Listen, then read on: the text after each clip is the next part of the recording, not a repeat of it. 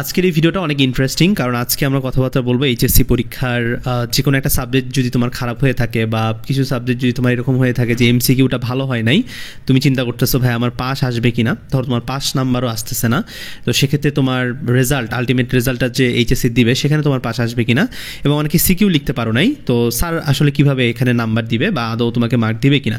কারণ এই প্রবলেমটা অনেকেরই হয়েছে যে তুমি সিকিউ হয়তো বা লিখছো, বাট তোমার সিকিউটা খুব একটা মানসম্মত হয় নাই, কারণ যে পরীক্ষা দেয় অ্যাকচুয়ালি সে ফিল করে যে আমার এমসিকিউটাতে হয়তো বা 10-এ পাস ছিল বা 8-এ পাস ছিল, আমার তো ওই পাস মার্কও আসতেছে না, তো সেক্ষেত্রে আমার কি এমসিকিউর জন্য ফেল হয়ে যাবে, এই কোয়েশ্চেনটা কিন্তু অনেকেই করে। এবং সিকিউ লিখতে না পারলেও এই প্রবলেমটা অনেকে ফেস করে যে ধরো 5টা সিকিউ লেখার কথা ছিল, সে হয়তো বা 2টা বা 3টা লিখছে, বা কোনোটার মানে গ ছেড়ে আসছে, কোনোটার ক ছেড়ে আসছে। তো এইটা মানে থিঙ্ক করা স্বাভাবিক যে তাহলে কি স্যার যিনি খাতা কাটবে তিনি কি মার্ক দিবে কিনা।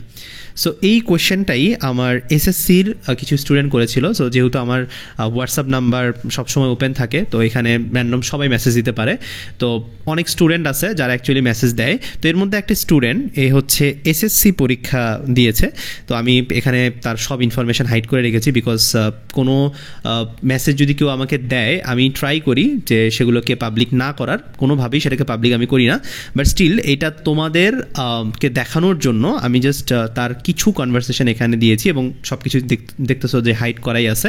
সো এখানে কতটুকু বোঝা যাচ্ছে জানি না, বাট আমি যখন আরও জিনিসটাকে তোমাকে ডিটেলে দেখাবো তখন তুমি বুঝতে পারবা যে আদৌ যাদের এই এমসিকিউ খারাপ হয়েছে বা সিকিউ খারাপ হয়েছে তাদের পাস আসবে কিনা, এটার একটা উজ্জ্বল দৃষ্টান্ত কিন্তু আমাদের সামনেই আছে। এবং এরকম অসংখ্য মেসেজ আছে, আমি সবগুলা এখানে দেখাইতে পারবো না, বিকজ এখানে মেসেজে মানে সবার মেসেজ দেখানোটা পসিবল না, বিকজ অনুমতি নিতে হয়।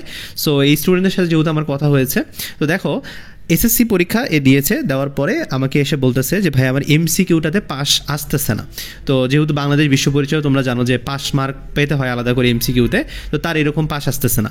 আবার আরেকজন বলতেছে যে ভাইয়া আমার ফিজিক্স যে সাবজেক্টটা রয়েছে সেখানেও এরকম অবস্থা, আমার কোনোভাবেই পাস আসতেছে না।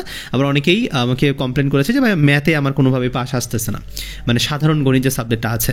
এখন এসএসসিতে তোমরা জানো যে অনেকে আমাকে প্রশ্ন করে যে ভাই এসএসসিতে অনেক ভালো মতো খাতা দেখছে, অনেক কঠিন করে রেজাল্ট দিছে, তো যার কারণে কিন্তু অনেক স্টুডেন্ট আসলে ভালো রেজাল্ট করতে পারেনি। কথাটা সত্য, বাট স্টিল পিছনে আরও একটা ইন্টারেস্টিং সত্য লুকিয়ে আছে যে অনেক স্টুডেন্ট এখানে কিন্তু ভালো পরীক্ষা না দেওয়ার পরেও কিন্তু ভালো রেজাল্ট করছে।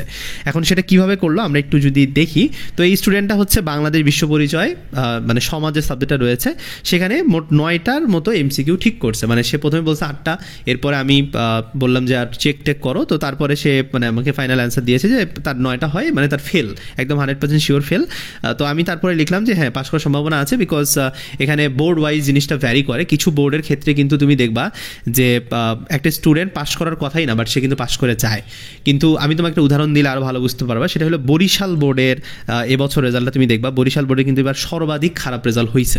এখন তার মানে তারা কোনো ছাড় দেয় নাই, বাট কিছু বোর্ড আছে, আমি এখানে নাম নিব না, তারা কিন্তু এই কাজটা করছে, অর্থাৎ এখানে স্টুডেন্ট খারাপ পরীক্ষা দেওয়ার পরেও তার কিন্তু পাস আসছে। এখন এই ছেলেটা যে হচ্ছে বাংলাদেশ বিশ্ব পরিচয় পরীক্ষাটা এত খারাপ দিল, এমসিকিউ তাতে সে পাস মার্ক তুলতে পারলো না, যখন রেজাল্ট দিল সে আমাকে পুরা তার রেজাল্টের স্ক্রিনশটটা দিয়ে দিছে যে সে পাস করছে, এবং সে বাংলাদেশ বিশ্ব পরিচয়ের মতো মানে যে সাবজেক্টটা রয়েছে সেখানে বি পাইছে। তার মানে দেখো যে স্টুডেন্টটা ফেল, যে স্টুডেন্টটা এমসিকিউতে মানে পুরাপুরি ফেল, সে কিন্তু এখানে পাস করে ফেললো। তো এসএসসিতে কিন্তু এরকম ঘটনা অনেকগুলোই ঘটেছে, এবং আমার বেশ কিছু স্টুডেন্ট আছে এরকম যারা কিন্তু আমাকে এই ইনফরমেশনগুলো দিয়েছে যে তাদের পাস করার কথা না, রেজাল্টের দিন বলতেছে ভাই আমার পাস হয়েছে। তার মানে এখানে কিন্তু একটা জিনিস তুমি বুঝতে পারলা, এই যে তার হচ্ছে রেজাল্টের আমি স্ক্রিনশটটা নিয়েছি, এখানে ইনফরমেশনগুলো আমি হাইড করে দিয়েছি। তো দেখো এখানে বাংলাদেশ অ্যান্ড গ্লোবাল স্টাডিজ, তো সেখানে সে 52 মতো পেয়েছে, হ্যাঁ 52 পেয়েছে। এখন দেখো এই যে 52 নাম্বার পেয়েছে, তার মানে এখানে তার এমসিকিউ মার্কটা ইনক্লুডেড ছিল, যেহেতু এমসিকিউটা আলাদা করে মানে দেখাইতে হয় না বা তারা ওয়েবসাইটে দেয় না, তার মানে এমসিকিউটাতে সে যদি 9ও পেয়ে থাকে তাকে কিন্তু পাস করানো হয়েছে। তার মানে এইচএসসিতেও এরকম অনেক স্টুডেন্ট থাকবে যাদের ধরো বাংলাতে বা আইসিটিতে বা ধরো ফিজিক্সে পাস মার্ক নাই, সে এমসিকিউ বা সিকিউতে পাস করে নাই, কিন্তু রেজাল্ট যখন বের হবে দেখবা যে তার পাস মার্ক আছে। অর্থাৎ সে কিন্তু পাস করবে। এখন এটা তোমার ফ্রেন্ডের যাদের খুবই খারাপ রেজাল্ট হয়েছে অথবা তোমার নিজেরও যদি পরীক্ষা খারাপ হয়ে থাকে, তুমি এটা রেজাল্টের দিন মিলাবা যে ম্যাক্সিমাম ক্ষেত্রেই, মানে ম্যাক্সিমাম বোর্ডে, কিছু বোর্ড তো অবশ্যই এক্সেপশনাল আছে, আমি ওটা নিয়ে কথা বলছি। সো ম্যাক্সিমাম বোর্ডেই কিন্তু দেখবা যে এমসিকিউ খারাপ দেওয়ার পরও বা সিকিউ খারাপ দেওয়ার পরও কিন্তু তার পাস আসবে। অর্থাৎ যেখানে আমাকে বলা হয়েছিল যে এমসিকিউটাতে তুমি যদি 9 পাও তাহলে ফেল, বাট সে কিন্তু 9 পেয়েও পাস করেছে। তার মানে এটা কিন্তু হবে এবছরও এই এইচএসসিতেও কিছু বোর্ড এটা করবে, কারণ যদি এত কঠিন করে খাতা দেখা হয় তাহলে ম্যাক্সিমাম 60% স্টুডেন্টই এখানে ফেল। আমি এটা সান্ত্বনা দেওয়ার জন্য বলছি না, এটা ট্রু, এটা একদম বাস্তব সত্য কথা যে 60% স্টুডেন্ট কিন্তু পাস করার মতো যোগ্যতা রাখে না। এইচএসসি যে রকমের কঠিন পরীক্ষা হয়েছে, আইসিটি, ঢাকা বোর্ডের প্রশ্ন বিশেষ করে আমি দেখেছি অনেক বেশি কঠিন হয়েছে, বাকি বোর্ডগুলো হয়েছে, আমি কোনো বোর্ডকে অ্যাকচুয়ালি এখানে অস্বীকার করবো না যে প্রশ্ন কঠিন হয় নাই, ম্যাক্সিমাম বোর্ডে কঠিন কোয়েশ্চেন হয়েছে। সো আমি জাস্ট একটা জিনিস তোমাকে বলতে চাই যে রেজাল্ট তোমার যদি মনে হয়ে থাকে যে আমার খারাপ আসতে পারে এই এমসিকিউ বা সিকিউ এর জন্য, অ্যাকচুয়ালি এই টেনশনটা করার দরকার নাই, বিকজ অনেক স্টুডেন্ট আছে এরকম যারা অ্যাকচুয়ালি এই এমসিকিউ এবং সিকিউ খারাপ দেওয়ার পরেও এইচএসসিতে ভালো একটা রেজাল্ট করবে। তার মানে আমি তোমাদেরকে জাস্ট উদাহরণটা দেখাইলাম। এখন ঘটনা হলো যে বোর্ড তো আর একটা দুইটা না, তোমার ঢাকা বোর্ড আছে, যশোর, কুমিল্লা, চট্টগ্রাম, রাজশাহী, সিলেট, বরিশাল, দিনাজপুর, ময়মনসিংহ, এরপর মাদ্রাসা শিক্ষা বোর্ড আছে এবং কারিগরিও আছে। তার মানে তুমি যদি যে কোনো একটার মধ্যেই তো পড়ো, তো তোমার যে বোর্ডটা আছে অবশ্যই সেটা কমেন্ট বক্সে জানাবা যে কোন বোর্ডটা থেকে তুমি বিলং করো। বাট এখানে কিন্তু ম্যাক্সিমাম বোর্ডই এই কাজটা করে থাকে যে একটা স্টুডেন্ট এমসিকিউতে পাস মার্ক তুলতে পারেনি বা সিকিউতে পাস মার্ক তুলতে পারেনি, তারপরেও তারা কিন্তু পাস করবে। এখন তোমার প্রশ্ন হতে পারে তাহলে ভাই কারা ফেল করতেছে? তো এখানে দেখো যে যারা ফেল করতেছে তাদের এমসিকিউ খারাপ, সিকিউ খারাপ, অর্থাৎ তাদের দুইটা মিলায় কোনোভাবেই পাস আসতেছে না, তো তাহলে কিন্তু তার ফেল আসবে। এখন একটা এখানে ইন্টারেস্টিং ব্যাপার দেখবা তুমি যে এই যে এসএসসির এই ছেলেটা আছে, তো এ যদি বাংলাদেশ বিশ্ব পরিচয়ে ধরো এ 52 না পেয়ে পাইছিল হইল ধরো 30, এখন একে কি পাস করানো পসিবল? স্যার কি লিখে দিবে তার খাতায়? এটা কিন্তু সম্ভব না।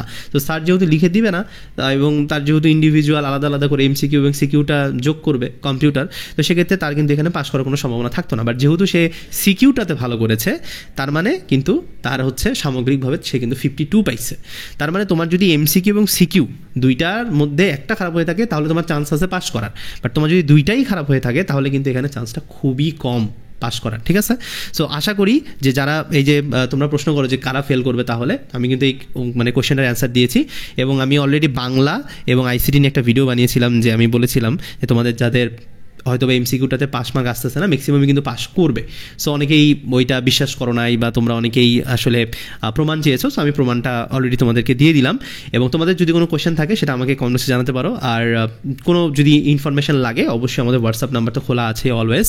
সো দেখা হচ্ছে নতুন একটা ক্লাসে, নতুন একটা ভিডিওতে, ততক্ষণ ভালো থাকো, ধন্যবাদ সবাইকে।